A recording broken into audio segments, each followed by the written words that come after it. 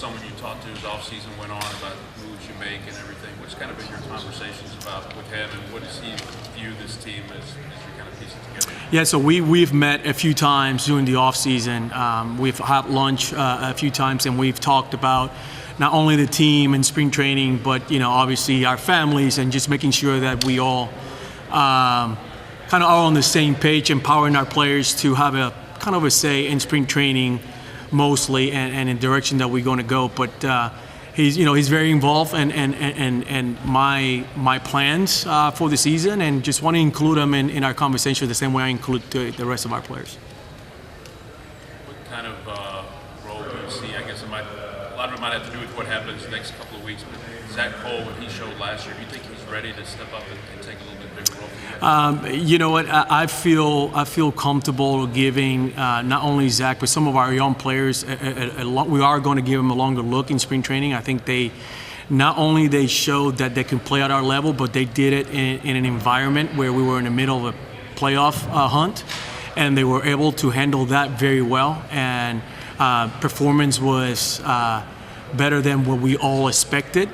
So I am really excited about what these players can do, and I am going to give those guys an opportunity to play a lot in spring training and give them an opportunity to make the club. You've been pretty forthright in your whole tenure that with young players like that, if you're going to carry them, give an opportunity to play. Yes. Want them to play every day. Yep. Is that still kind of your mindset going in? There's like, if these young guys do pop in camp, that you want them to play every day? Yeah, and I feel the same way.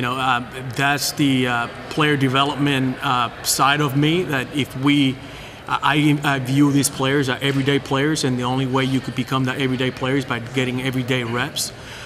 So if we can do that, we'll do that. It's early in the off season where we're working through all these things, but I do envision some of these players to taking over some of those everyday roles in the near future.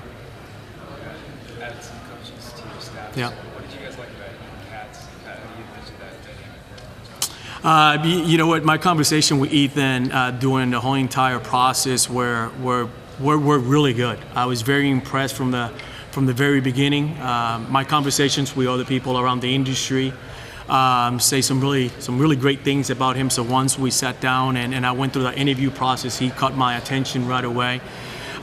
His ability to connect with veteran pitchers, but also with young pitchers, which we are having right now in our organization. I saw when he had the veteran core at the time, and then the White Sox transitioning to these young starters, and the job he did, something that caught my attention. That's something that we are doing now at the organization. So I spent some time asking him about those things, but he answered all the questions. There was some conviction behind his answers. Smart guy, and I think him and Josh will be a really good duo. Will it be the same setup will Ethan be in the bullpen and Josh be in the dugout, or will both of them be in the dugout? No, Ethan will be in the bullpen, Josh will be in the dugout. Dana explained a little bit about wanting more of a hierarchy and a clear cut roles on the hitting coach side. Just how you guys put that together. But from your perspective, I guess, how do you envision like the message being delivered now? Yeah, and I'm very excited about that trio. Obviously, Victor Rodriguez he'll lead the pack. Right? He is the main hitting coach. Victor Rodriguez is someone who I've known for a very long time. The work he's done with veteran players and young players, both with the Guardians in San Diego, he's a winner. He's a proven winner. It's someone who I'm very excited to lead our hitting department. Anthony Iapozzi, I also know him for a long time, my years with the Miami Marlins, and I'm excited because he's a really good glue with Victor, and having Dan Hennigan as a hitting coordinator. He's going to be our hitting director. He's the one. Dan is going to be more focused on the game planning, the strategy. He's the biomechanic, I like to call him. Like, he really knows how that swing mechanics work. So having all those three guys working together is important. My job is to, when I sat with them, this is how I want this department to be run. This is who I'm going to go to when I need X, and when I need this, this is who I'm going to go to. So I've been spending some time with him the last couple of weeks, making sure that the specific things that I want done in that area, they get done. How vital is healthy Alvarez to your team next year? He swung the bat so well when he came back for the knee injury. It seemed like he was carrying you at some point. Yeah. Getting that for a full season, what would be the impact? Yeah, and I think that's going to be one of our goals this season. How we keep Yordan Alvarez healthy. Obviously, the DH will. It's something that I'm going to focus and really try to get him to spend most of his season there. We do have some depth in our organization, in our team. We can move some guys around, but keeping Yordan healthy, I think DHing will be a good spot for him. Obviously, he can also play some left, but keeping Yordan in our lineup for a long number of games is crucial to our lineup. If your intention to keep Yordan at DH primarily, what does that mean for left field? And I guess how does Altuve fit into that? He played so many different positions last year. Just how do you view left field, and how do you view kind of Altuve? We're having those conversations right now because I think Altuve, showed that he could play some left.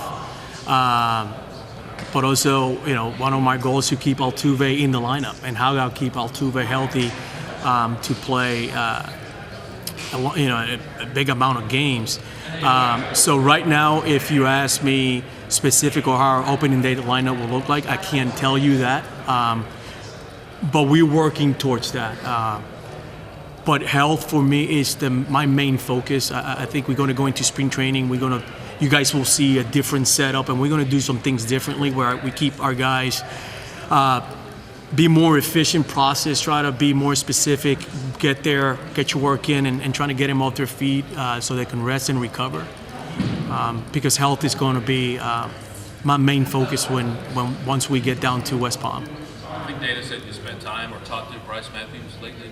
What's he doing, and what's his off-season process? Yeah, we actually spent Friday and Saturday with Bryce. He came in and we did a nice clinic in Austin for some of our fans and some of my friends up there. So he drove up and we spent some time and we just we talked about next season and my expectations and I highlighted how impressed I was with what he did this year at the major league level. I think second base. He played an above-average defense, and the bat we're excited about. He's dynamic. He can run, hit for power, but I see him as being someone that can take over at some point and be one of those pieces that can help us win games for many years. It'd be hard for him to get everyday bat, so considering the depth you have on your infield. You know what? He's going to go to spring training. I'm going to give him some at bats early, and we're going to let. His play answer some of those questions. But I am excited about him and a lot of our younger players. At the GM meetings, Dana said that Cam's going to have to come to spring training and basically have to win a spot again, I guess. How do you think he'll take that challenge, and kind of what did you see from him in the second half that maybe you wanted to go into this offseason? You know what? I think Cam had a really good first season at the major league level. He came out swinging the bat really well. He, finalists for Gold Glove, so we know where we at defensively. There's some adjustment that he needs to be made. We gave him some goals for him to work, for him to meet, leading into spring training, and we expect him to do that. Just like Cam and some of our younger outfielders, some of our younger players, they're going to come in and they're going to continue to compete and prove themselves at the major league level. But me sitting here and telling you, again, like I mentioned. This is going to be our starting lineup. This is the 26 guys that I'm going to take in March to open up at home against the Angels. I think that's very premature for me to do right now.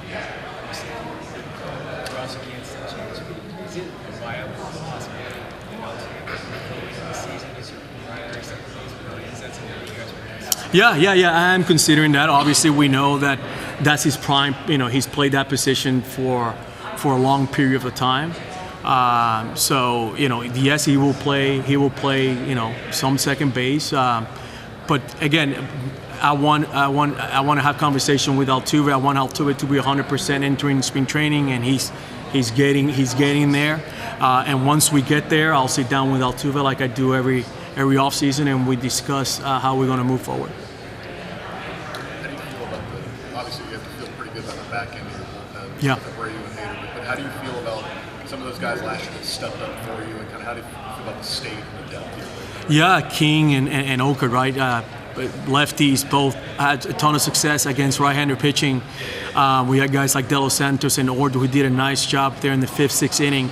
And let's not forget about the young, the Blue Balls, and all those young kids that came up and gave us some big innings, being a bridge to the back end of our bullpen. So I feel really good.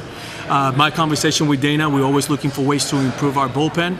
And I mentioned this, and I continue to mention this. I'm always looking for ways to take that 4th out of Abreu's hands early in the season and Hader.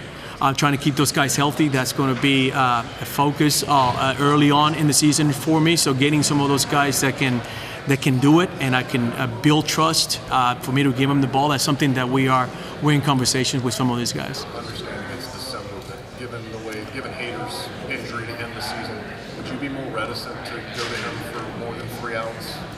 That's what I just said. Yeah, that's what I just said. I think at some point in the season, that's something that if the situation calls for, he's done it. But going into April, May, June, right? So early in the year is something that I really would like to stay away from both him and Abreu. So just to keep those guys healthy. So looking at some of these young pitchers early in the season. And give him a good look in spring training. So who can pitch in those leverage spots will be something that I'm going to be focused on. Hey guys, let's switch over to Spanish now, okay? Saludos, ¿cómo están muchachos? Muy bien, gracias. Hablabas recién en inglés sobre la situación de José de Altuve. Si pudiese repetir un poco sobre cómo es la situación entrando a la 6, ¿cómo sientes que terminó él en cuestión de su comodidad y su disposición de seguir jugando, es decir, alternando entre left y segundo? Mira, algo que siempre he dicho y seguiré diciendo, José Altuve siempre ha puesto el equipo primero. José Altuve él está más preocupado por los muchachos a su alrededor que por él mismo muchas veces. Las últimas 2 semanas de la temporada, pues José estuvo jugando con una lesión en el pie y él poniendo su corazón al frente, poniendo el equipo primero al frente. Ahora mismito, Altuve, el enfoque de él es tratando de fortalecer su pierna y eso pues ha tomado un poquito más de tiempo de lo que esperábamos, pero estamos esperando que para sprint training él esté 100%. Y en cuanto a segunda base y left field, pues José está dispuesto a hacerlo nuevamente. Las cosas pues tenemos jugadores jóvenes que pueden jugar outfield que todavía yo no me he sentado y hemos planeado con Altuve cuánto juego va a jugar en cada posición, pero tan pronto lleguemos a ese momento, pues una conversación que tendré con Altuve. Yo sé que el año pasado fue difícil para él, ¿cómo está él y cómo ha sido el preparándolo para? Sí, pues mira, y ahora mismito pues Jordan ha tenido una off-season pues normal, regular. Se ha recuperado muy bien. Está haciendo su entrenamiento normal, como una temporada muerta como ha tenido en años anteriores, y está en una buena posición. Algo que es súper importante para nosotros como organización es tener a Jordan Álvarez saludable. Eso es lo que me mantiene a mí muchas veces pues despierto por las noches, es cómo podemos proteger a uno de los mejores bateadores ofensivos que hay en las Grandes Ligas. Yo tener la oportunidad de crear una manera de cómo mantener todos esos jugadores en el line-up a la misma vez, pues me crea a mí un poquito de flexibilidad, ya que ellos pueden jugar tantas posiciones, Paredes, Altuve. Va a ser algo que me voy a enfocar bien duro en las próximas par de semanas, crear cómo puedo crear ese núcleo que todos tengan el line-up a la misma vez. Buena pregunta, sí, pues muy bien. Acabo de hablar con él antes que bajara y está muy bien. El hamstring está sanando muy bien. Ya él está cogiendo bateo, está bateando en el terreno, está corriendo un poco, va a empezar a coger su defensa. Ahora mismito Paredes está en una buena posición y si no hay ningún descanso, si no hay nada malo que suceda en las próximas par de semanas, va a llegar al sprint training con ningún problema. Lo vamos a ver en el terreno del primer día que lleguemos allá. Juan García. El año pasado, Sousa, Paul, incluso el propio Hader, terminaron algo lastimados. ¿Cómo está? Si pudiera actualizar la situación de salud de cada uno de ellos. Sí, mira, hasta ahora mismito no hemos tenido ningún problema con ninguno de ellos. Su recuperación va muy bien. Todos están en el plan, no ha habido ningún hiccup, como dicen. Mencionaste a Sousa, que el año pasado hizo una excelente labor, Brian King, Hader. La salud de esos muchachos es mi prioridad. Estamos buscando también cómo añadir brazos ahora en las reuniones aquí para proteger esos lanzadores que ya tenemos en el roster. Los lanzadores que obviamente están proyectados como abridores, otros que son relevistas, hay algunos que son como, digamos, por ejemplo, corto, está el mismo Sí. Pau, hacer ambas. Correcto. ¿Cómo que vas a entrar? Y fíjate, estamos tratando de, todavía las conversaciones de nosotros ahora mismo están todas rodeadas en lanzadores. Estamos tratando de añadir lanzadores, no necesariamente iniciadores o relevistas. Los mejores lanzadores que nosotros podamos pues, adquirir en la temporada muerta, estamos tratando de hacerlo. Y como bien aprendimos el año pasado, nunca puedes tener suficiente lanzadores. Tan pronto tengamos esa lista y lleguemos a sprint training, pues buscamos la manera de cómo usarlos todos para ayudarnos a nosotros a ganar juegos. Yo, en ese sentido, los lanzadores, Luis García, en los últimos 3 años apenas ha tirado 34 innings. ¿Qué tan difícil fue para ti en tu primera temporada como manager tener un pitcher de esa calidad y el estatus? Mira, para mí, y no tanto los lanzadores, pero alguien como Luis García, que admiro, lo quiero mucho como si fuera uno de mis hijos. Uno de mis momentos más difíciles de esta temporada fue en Toronto, cuando él tuve que ir y tomar la bola de sus manos y él decirme yo no puedo tirar nada más. Eso fue bien difícil, porque yo he visto lo duro que él ha trabajado y los juegos grandes que ha ganado para nosotros en postemporada. Ahí en ese momento pues yo no lo estaba mirando como su dirigente, lo estaba mirando casi como un padre y sentí el dolor. Pero algo que yo sé bien de Luis García es que no va a dejar de trabajar y su carrera no ha terminado. Él va a conseguir un lugar y su carrera no ha terminado como lanzador. Sí, mira, hasta ahora mismo, bueno, pues obviamente tenemos Yaniel Díaz, pues es nuestro número uno. Nos sentimos en estos momentos, diciembre 7, nos sentimos bien con Salazar y el grupo de jugadores que tenemos en Liga Menor, pero seguimos teniendo conversaciones y si podemos añadir un poquito más de catcher pues para tener en el roster o tener la organización algo que estamos buscando.